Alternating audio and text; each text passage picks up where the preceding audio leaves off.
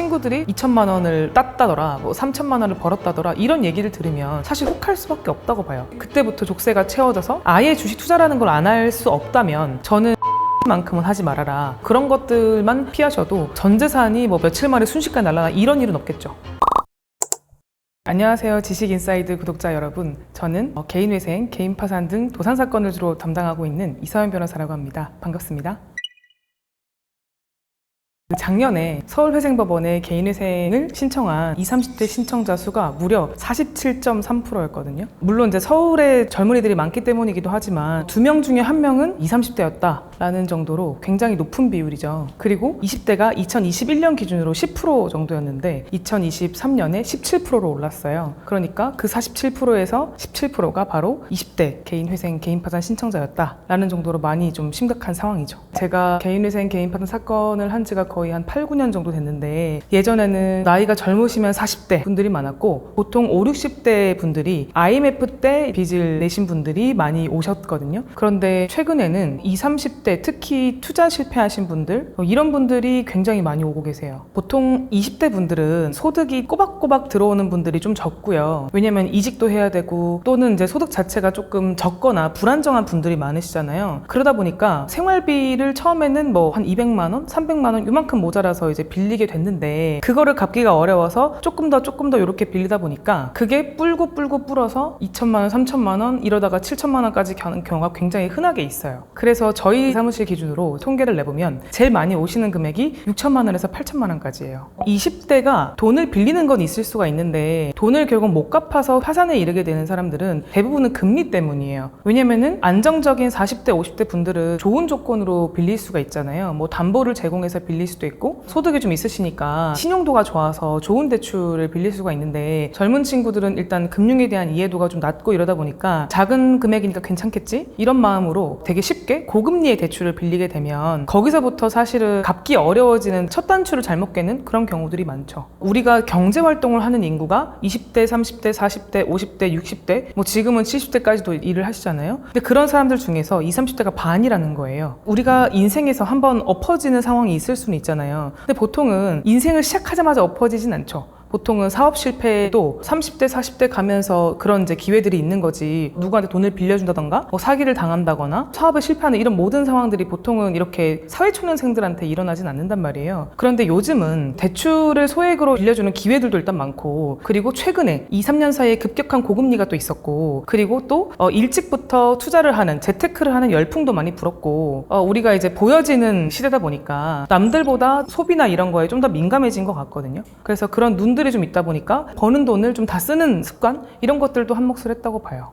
특히 20대를 기준으로 말씀을 드리면 꽤 많은 비율, 한 50% 이상 정도가 코인인 경우가 많았어요. 그러니까 20대에 큰 금액을 빌린 분들이 일부는 가계 구조가 좀 어려우신 분들, 그러니까 부모님을 도와드리려고 하니까 신용이 좋은 사람이 나밖에 없는 거예요. 부모님은 이미 신용도가 안 좋은 분들이 많고, 그런 가계 구조 때문인 경우들이 반 정도 있고, 사실 대부분은 코인 투자를 할 돈이 없잖아요, 20대는. 그러니까 마음은 급하고, 그러니까 대출이라도 받아서 그 열풍에 좀 탑승을 하려고 했던 것들이 좀 한몫을 했죠. 그런 분들이 많았어요. 금융 시스템 자체는 기회를 줘야 되는 거잖아요. 신용도가 지금은 비록 낮지만 이 사람은 가능성이 높으니까 일단 좋은 조건으로 대출을 줄 수도 있는 거잖아요. 예를 들면 한국장학재단처럼 앞으로 너희들이 나중에 벌어서 갚을 수 있는 사람들이니까 내가 너희의 미래를 지원한다 라는 어떤 의미를 담고 있잖아요. 그런데 1금융 기관에서 이 사람들을 봤을 때는 당연히 신용도가 낮을 수밖에 없잖아요. 재산도 없고 직장도 불안정하고, 그러다 보니까 이 사람들이 갈 때는 사실 2금융 이상일 수밖에 없어요. 그러다 보면 좋은 대출을 받지 못하니까 시작부터 고금리 최소 뭐 7, 8%, 높으면은 10% 이상, 15%, 20% 이렇게까지 이제 대출을 받다 보면 소득이 높은 사람도 갚기가 어려울 수밖에 없거든요. 작은 금액이니까 갚을 수 있다고 생각을 했는데 그때부터 족쇄가 채워져서 갚기가 어려워지는 분들이 대부분이고, 이게 2금융 이상의 대출이 딱 시작이 돼버리면 이 사람은 그때부터 신용도가 더 안 좋아지거든요. 왜냐면은 안 좋은 대출을 여러 개 가지고 있는 사람들을 다중채무자라고 하는데, 이런 분 같은 경우에는 하나 이렇게 갚았다고 해서 이 신용도가 올라가는 게 아니란 말이에요. 그러니까 이분은 앞으로 좋은 회사에 취직을 한다고 하더라도 당분간은 이렇게 안 좋은 신용으로 계속 살아야 되는 분이에요. 그러니까 이게 또 하나의 이 굴레에서 쉽게 빠져나올 수 없는 방식이 되는 거죠.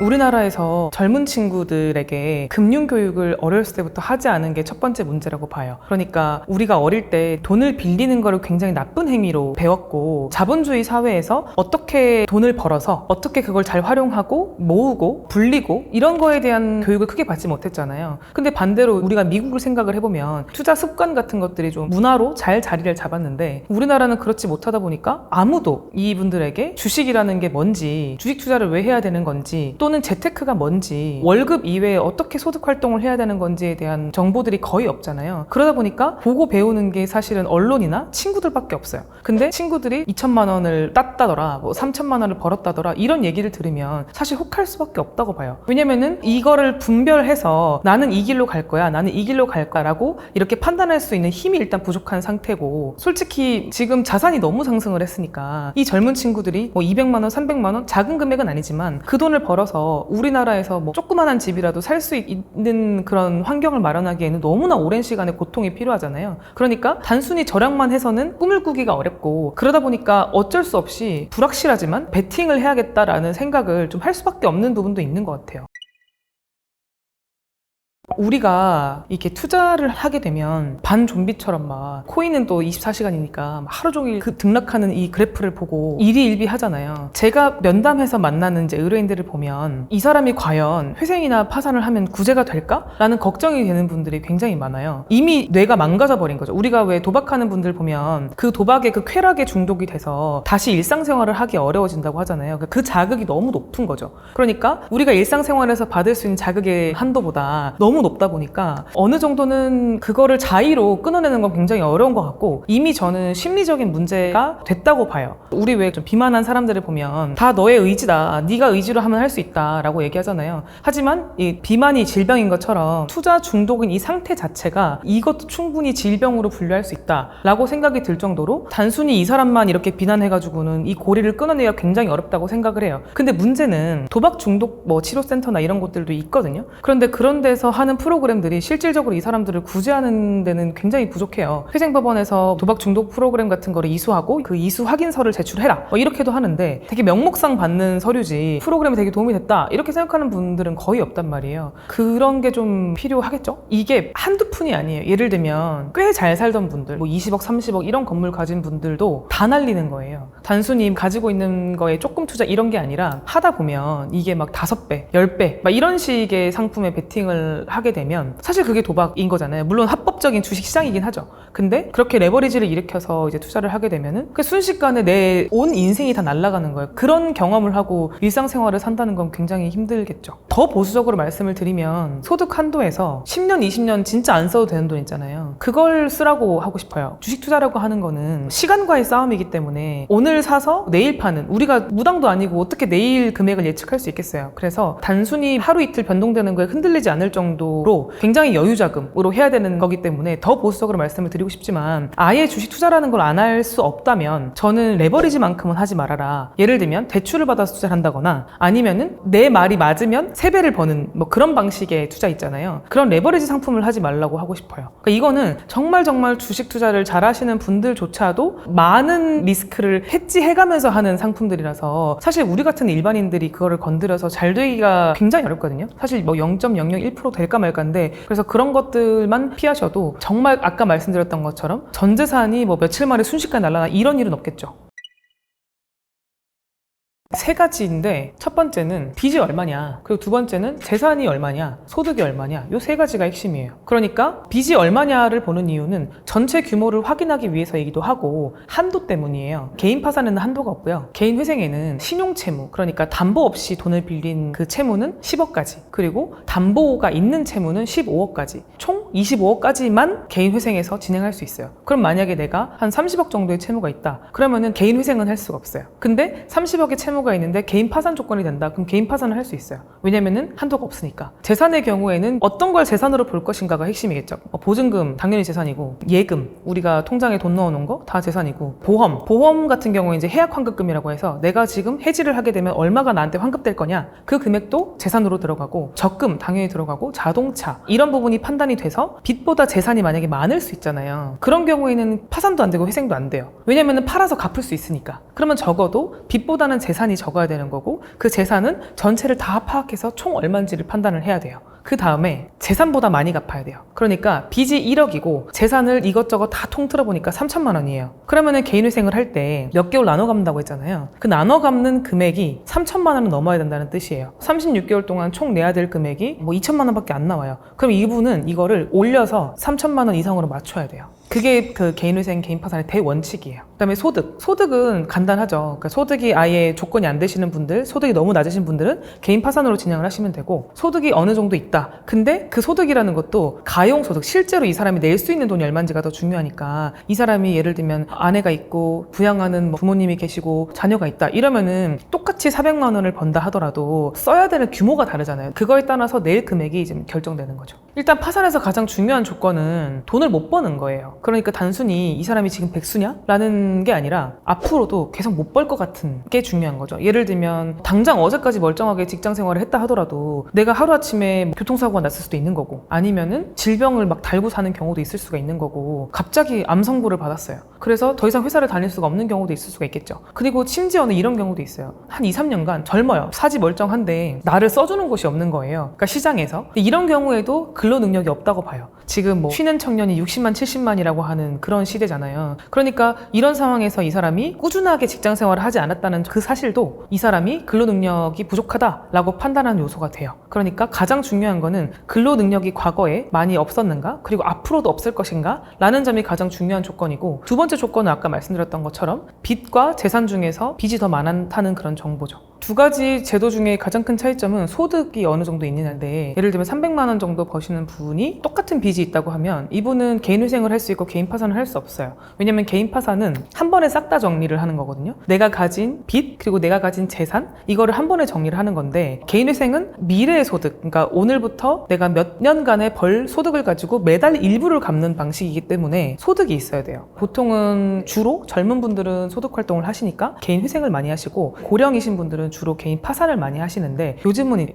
젊은 개인 파산 하시는 분들도 많죠. 개인 파산은 결국 뭐냐면 갚을 정도의 소득이 없는 거예요. 그러면은 조금 돈을 버는 사람은 개인 파산을 못 하는 거냐 이렇게 생각할 수도 있는데, 우리가 200만 원을 버는 사람은 내가 쓸 거 조금 쓰고 나머지를 채권자한테 줄 수 있잖아요. 근데 내가 만약에 50만 원을 벌면 한 달에 이 50만 원을 가지고 월세 내고 밥 사 먹고 또 안 되는 돈이잖아요. 그럼 이런 분들은 파산으로 가야 돼요. 그러니까 어느 정도 내가 채권자에게 줄 수 있는 돈이 있는 사람 같은 경우에는 개인회생으로 가고, 나 혼자 쓸 돈도 없는 사람은 개인 파산으로 간다, 이렇게 보시면 될 것 같아요. 단순히 금전적인 부분만 생각을 하면 나 지금 돈이 없으니까 파산하면 더 좋다 라고 생각을 하실 수도 있어요. 아무래도 일반적으로는 회생을 할 때 내는 금액이 좀 더 많으시거든요. 월 최소 몇십만 원에서 몇백만 원까지 내고, 기간은 24개월에서 60개월까지 내는 거기 때문에 금액만 생각했을 때는 이제 회생에 내는 금액이 많지만, 일단 아까 말씀드렸던 것처럼 소득이 어느 정도 있는 사람은 파산을 할 수가 없어요. 그러니까 조건이 안 되는 사람은 당연히 방법이 회생밖에 없는 거고, 둘 다 되는 분도 있거든요. 뭐 예를 들면 300만 원을 벌어요. 근데 자녀가 3명인 거예요. 그러면은 회생에서는 이 3명의 자녀를 양육하면서 들어가는 비용이 300만 원 넘어가기 때문에 이런 사람은 사실 파산이 되거든요. 그러면 이 사람 같은 경우에는 이 3명을 다 부양가족으로 올려서 파산으로 할 수도 있는 거고, 이 3명 중에 2명만 부양가족으로 올려서 회생을 할 수도 있는 거예요. 이럴 때는 이 사람은 선택을 할 수 있어요. 그러면은 두 제도 중에서 좀 더 적절한 제도를 찾는 거죠. 왜냐면은 파산의 조건과 회생의 조건이 조금 다르니까 유불리가 좀 있거든요. 예를 들면 파산은 좀 길게 보고 10년 막 이렇게 보고, 회생 같은 경우에는 좀 짧은 기간을 보고, 또 몇몇 법원에서는 배우자의 재산을 판단하지 않는다든지 이런 조건들이 좀 차이가 있으니까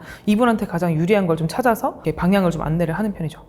그쵸? 배우자 재산은 내게 일단 아니잖아요. 그리고 우리나라 법상 부부 별산제라고 하는데, 말 그대로 부부의 재산은 각자 자기 거라는 거예요. 이게 우리나라 민법의 대원칙이거든요. 내가 가지고 있는 재산이 아내 걸로 인정되진 않아요. 아내 것도 마찬가지고 원래는. 그런데 회생에서는 그거를 이제 반쪽에서 내 거라고 평가를 받는 거예요. 그러면 이 사람이 회생을 하기 훨씬 불리하죠. 오히려 채권자에게 유리하죠. 이 사람 게 아니었던 거를 재산으로 넣어서 이거만큼 갚으라고 하는 거니까. 그래서 이거는 좀 부당하잖아요. 그래서 점점 회생법원에서 배우자 재산을 고려하지 않는 원칙들이 생기기 시작했고, 지금은 일단은 안 보는 게 원칙인 법원들이 많아요. 회생의 단점은 신용거래를 못하는 게 단점이에요. 회생을 하게 되면 신용정보원이라고 국가기관인데 우리나라의 모든 그 채무자들에 대한 신용정보를 관리하는 기관이 있거든요. 그러면 특정 조건이 됐을 때 이 사람의 그런 상태를 알려줘요. 회생 같은 경우에도 이 사람이 회생을 한다는 사실이 신용정보원에 객관적으로 등록이 되니까 당연히 금융기관에서 돈을 빌려주진 않겠죠. 그런 단점이 있고, 신용거래가 안 되니까 당연히 신용카드도 안 되고, 사실은 회생이 단점이 거의 없긴 하거든요. 신용불량자의 삶과 개인회생에서 어쨌든 끝나고 더 이상 빚이 없는 상태를 단순 비교할 수는 없다고 봐요. 어차피 이 사람이 연체가 되면 신용카드는 못 쓸 거고 대출도 못 받을 거잖아요. 그러니까 어떻게든 이 기간 동안은 물론 대출을 못 받겠지만 이 이후에 빚이 없는 상태를 만들어서 조금씩 신용도를 다시 쌓아나가는 그런 절차들이 필요하겠죠. 회생을 무사히 다 끝냈다는 전제로 면책 사실이 또 신용정보원에 들어가요. 그러면 이 사람은 회생 잘 끝냈다 라고 공식적으로 이제 확인이 되는 거거든요. 그러면 이분은 어떠냐면은 사회초년생이랑 좀 비슷한 지위에 있다고 보시면 돼요.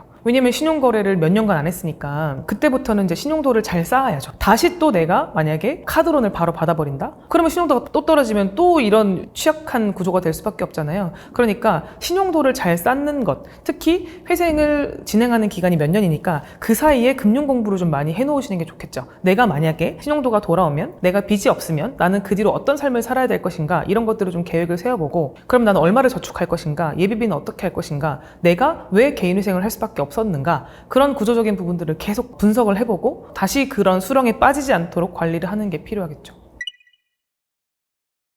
처음에 신청, 파산 선고, 면책 결정, 이렇게 세 가지 절차가 또 핵심이거든요. 파산 선고가 나야 이 사람이 파산자예요. 그러니까 신청 단계에서는 파산자가 일단 아닌데, 파산자가 된 상태에서 면책이 안 되는 사람들이 있단 말이에요. 그럼 이 사람은 파산자로 되게 오랫동안 살아야 되는 거예요. 근데 그 상태에서 안 되는 것들이 취업 제한이 있는 회사들이 좀 있어요. 뭐 공무원도 그렇고 또 뭐 사기업들도 그렇고. 그래서 취업 제한이 있는 거 외에는 파산 자체로 인한 불이익은 사실상 거의 없다고 봐도 무방해요. 개인 파산을 하시는 분들은 사실상 더 이상 신용거래가 안 되는 상태에서 오시는 분들이 대부분이기 때문에 단순히 파산을 했기 때문에 이 사람이 어떤 단점 불이익을 입는다라고 보기는 좀 어려워요. 그리고 그 기간이 결국에는 파산 선고 면책이 나게 되면 다시 복권되기 때문에 그 기간에 짧게 받는 불이익이기 때문에 크게 불이익이라고 보기는 좀 어려울 것 같아요. 일단 빠르게 하는 방법은 우리 손에 달려있진 않아요. 법원의 의지, 어느 정도 이거를 빨리 끝낼 것이냐라는 법원의 의지에 달려있는데, 최근에 이제 신청자들이 워낙 많다 보니까 법원에도 인력이 부족해서 빠르게 진행되는 법원조차도 계속 밀리고 있는 추세긴 해요. 그걸 감안하고 저렴하게 하는 방법은 당연히 혼자 스스로 하게 되면 가장 저렴하겠죠. 근데 문제는 우리가 예를 들면 혼자 이렇게 수술을 하면 수술은 할 수 있잖아요. 근데 감염 위험이라든지 또는 뭐 예쁘게 봉합하는 게 안 된다든지 그런 부작용이 있을 수 있잖아요.